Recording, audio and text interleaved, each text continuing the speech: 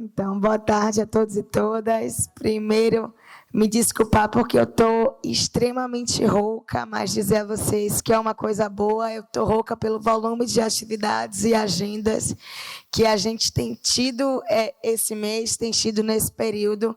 Então, quando uma mulher negra, jovem como eu, se coloca num espaço como esse, para dizer que está rouca, pela quantidade de espaços de fala que tem tido, sobretudo para nós, negros e negras, que não estamos acostumadas a ocupar esse espaço, para nós, como é no meu caso, estar rouca é um motivo de muita alegria, de muita felicidade.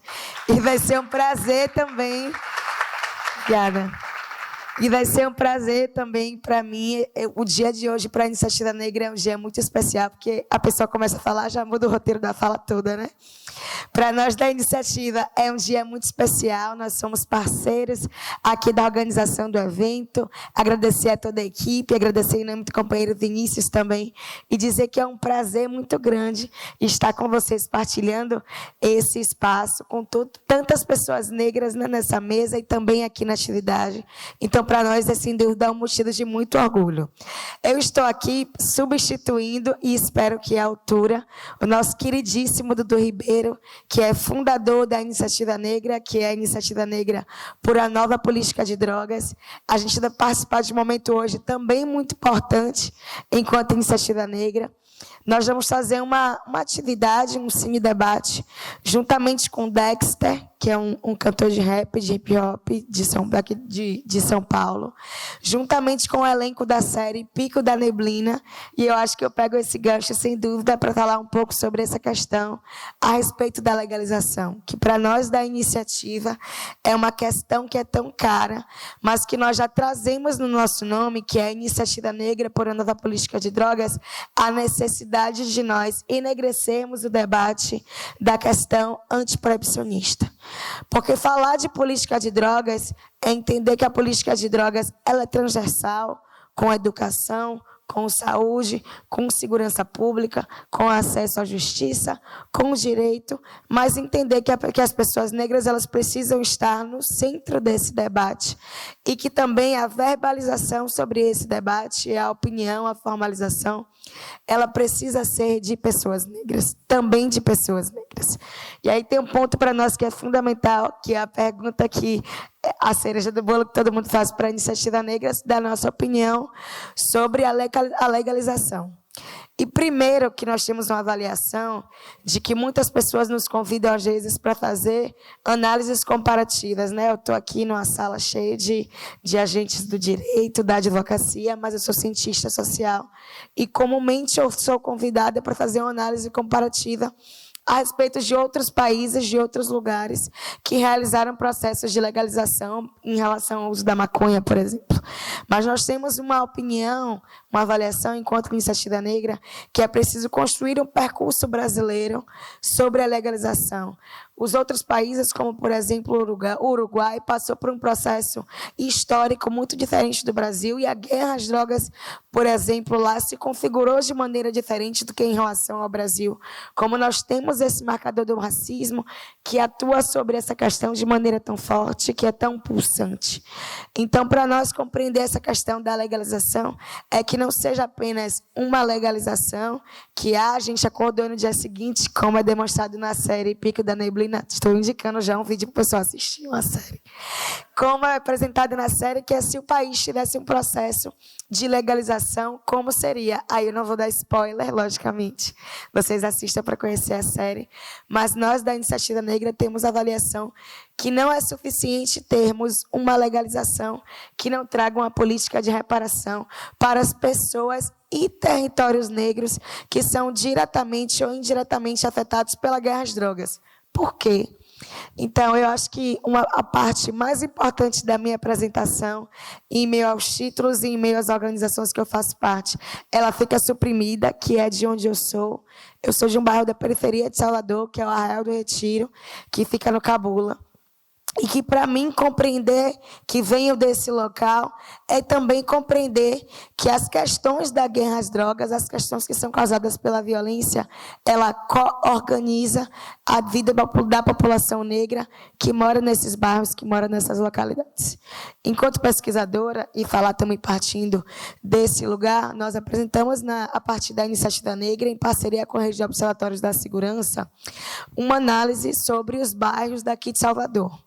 A gente pegou primeiro os dados da rede de observatórios, que é, sobretudo, falar sobre estatísticas de mortes de pessoas negras, operações policiais e ações de policiamento que são feitas contra pessoas negras, mas que comumente a cor dessas pessoas, essa identidade, é suprimida em diversas pesquisas, como é suprimida também nos jornais, nas revistas, nos jornais de televisão também, que tenta suprimir, desumanizar em relação a essas pessoas negras que também são vítimas da guerra às drogas. Então, para nós, essa maneira que essa coorganização acontece, ela acontece principalmente porque o direito à cidade e o ir e vir, ele perpassa se as pessoas vão poder sair ou não de suas casas, se vão poder ir ou não à escola, se estarão ou não no seu ambiente de trabalho. Para isso, depende se está acontecendo ou não uma operação policial, se é seguro ou não sair de casa, se tem ou não um corpo na porta das pessoas, que isso comumente acontece e as pessoas são impedidas de sair.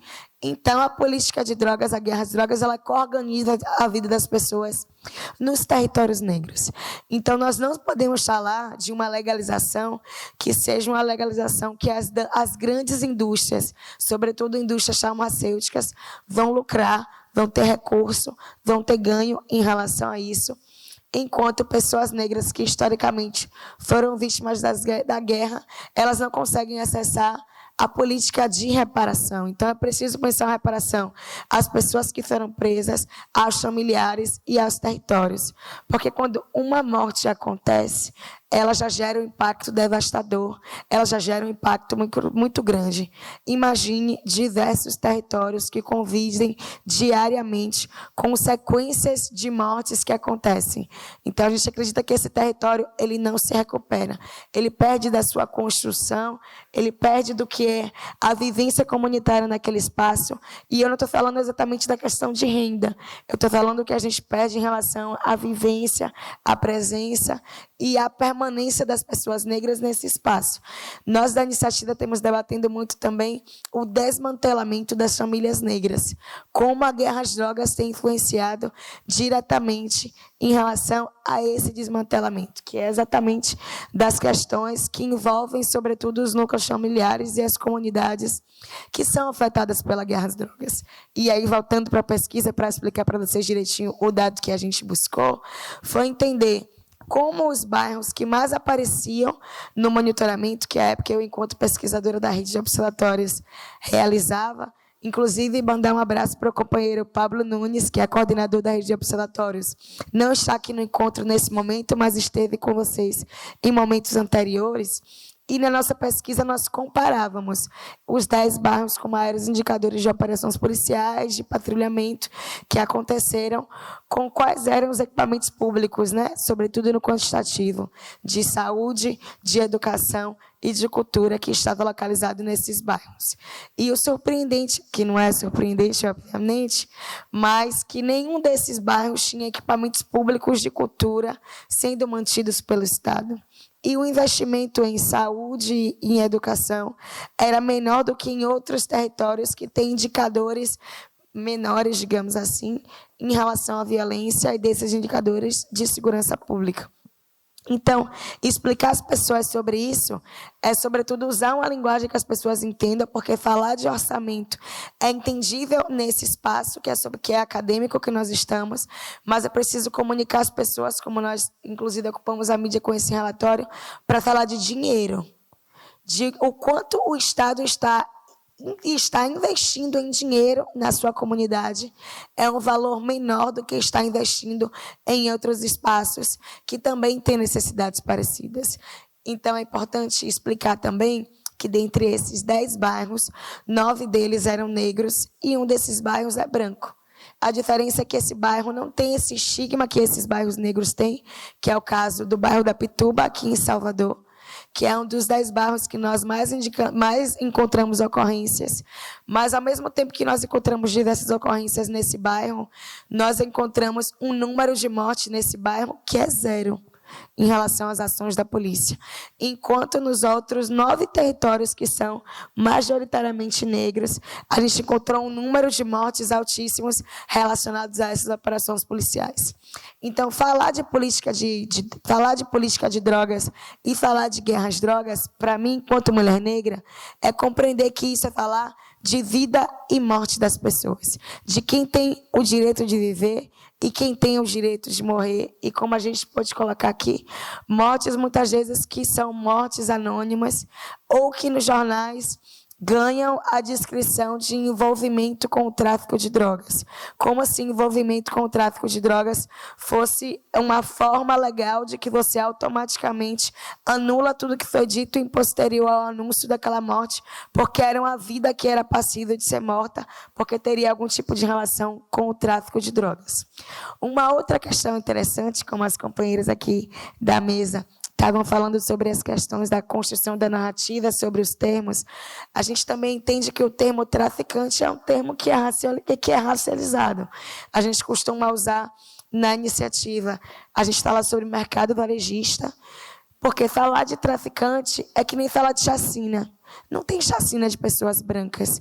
Quando a gente fala de chacinas no Brasil, mesmo que chacina, a terminologia a gente utilize na rede, enquanto ações que aconteceram a morte de 3 pessoas ou mais, chacinas nos jornais e da maneira que as pessoas conhecem, é a morte de 3 ou mais pessoas negras. Assim como quando a gente fala no termo traficante, a gente não imagina o que eles chamam, né, de, geralmente aparece como estudante no jornal, um jovem branco, eles nunca determinam enquanto traficante. Mas quando é um jovem negro, e quando esse jovem negro é de periferia, eles determinam enquanto um traficante para um marcador que não aparece muitas vezes em outro espaço no texto, mas que deixe claro para as pessoas que essa pessoa é uma pessoa negra e, portanto, é dada uma legitimidade do executivo, do legislativo, do judiciário e da opinião pública para que a vida dessa pessoa seja morta. Acabe, né, que essa pessoa seja morta. E, sobretudo, para mim, e vocês me orientam no tempo, porque quando eu começo a falar, eu fico super tranquila e vou seguindo. Eu acho que tem uma questão fundamental da realização, né, das salas que eu realizo em espaço que tem muita gente que é da área do direito, em relação à justiça, que, sobretudo, nós precisamos de aliados nesse processo. Porque eu entendo muitas vezes que, como eu fazia essa pesquisa, por exemplo, apareceu um caso que me chamou muita atenção, que foi a morte de 4 jovens negros em Santo Antônio de Jesus, numa cidade aqui no estado, inclusive, que, assim como Salvador, 100% das mortes que acontecem em decorrência da ação policial são mortes de pessoas negras. Salvador, ele tem esse dado. E apareceu para mim no jornal um dia, assim, nos dados da rede, que tinham morrido esses 4 jovens negros em Santo Antônio de Jesus. E que tinha sido uma troca de tiros. Os jovens morreram no matagal, eu nunca esqueci essa situação. Mas esse caso passou pela delegacia, passou por um operador de justiça, passou por um promotor. E ele não achou estranho que morreram 4 jovens negros numa situação, no matagal. E nenhum dos policiais foi ferido, nem foi atingido. Então, a gente precisa compreender também que a gente precisa que o sistema de justiça compreenda o seu papel, que cada operador, que cada agente do Estado ou não, compreenda o seu papel em relação ao sistema de justiça, porque não basta nós falarmos que somos antirracistas, se essa prática antirracista ela não for recorrente, ela não for evidenciada no cotidiano do trabalho de vocês, em que um jovem negro, muitas vezes, é preso com um simulacro de arma de fogo e que já 10 jovens negros são presos com um simulacro de arma de fogo e você não para pensar que pode ter sido um flagrante armado para aquele jovem negro. Ou que não exista em relação a lei no Brasil de políticas de drogas um quantitativo a respeito de qual a quantidade de drogas é para traficantes e qual quantidade de drogas é determinada para usuários. E eu não vim aqui num espaço como esse dizer que vocês, enquanto operadores do direito, têm responsabilidade sobre essa lei, sobre essa questão que existe. Então, não dizer isso seria também não aproveitar esse espaço de fala, esse espaço enquanto mulher negra, e de responsabilizá-los enquanto a tarefa de profissional, enquanto atuante no direito, e que para nós, sobretudo para mim que estou nesse espaço da periferia de Salvador, isso é fundamental, isso é super importante. Tem uma outra questão que eu gostaria de falar com vocês, que foi uma ação que nós realizamos no começo desse mês, no Rio de Janeiro, que foi um documento que nós apresentamos, que foi um manifesto com diversas organizações, movimentos sociais. Aqui na Bahia, por exemplo, o MST assina, o Olodum assina, diversas entidades da sociedade civil, que é o nosso manifesto. Da guerra às drogas, você também é vítima. Porque a gente precisa entender também que até mesmo a democracia no nosso país, ela tem sido vítima da guerra às drogas. Então, não é possível que a gente continue reproduzindo essa construção, logicamente, que vem através do racismo, que por conta dessa farsa que é construída em relação à utilização da substância, a gente permita que isso legitime a morte de tantas e tantas pessoas negras. Então, é, sobretudo, falar sobre isso, apresentar essas questões. Eu acho que é fundamental também agradecer a oportunidade de estar com vocês, trazendo sobre essas temáticas, trazendo essas questões, apresentando um pouco mais do trabalho da Iniciativa Negra, do trabalho da Rede de Observatórios, mas, sobretudo, poder, nesse espaço, chamar a atenção para a importância dessa atuação juntamente ao sistema de justiça, para que a gente possa, de fato, fomentar e impulsionar, nesse período eleitoral, que para nós também é tão importante, a construção de uma nova política de drogas no Brasil. E que seja uma política de drogas que a gente possa debater a questão do encarceramento em massa, da morte, do genocídio, e que a gente possa fazer com espaços como esse, porque a produção de conhecimento também é um espaço de poder, que a gente consiga dar lugar de fala, sobretudo às pessoas que são afetadas da guerra às drogas, às mulheres negras, aos jovens negros, e que a gente consiga construir coletivamente essa nova política. Então, agradecer ao convite, agradecer o nome da iniciativa e um bom evento para todos nós.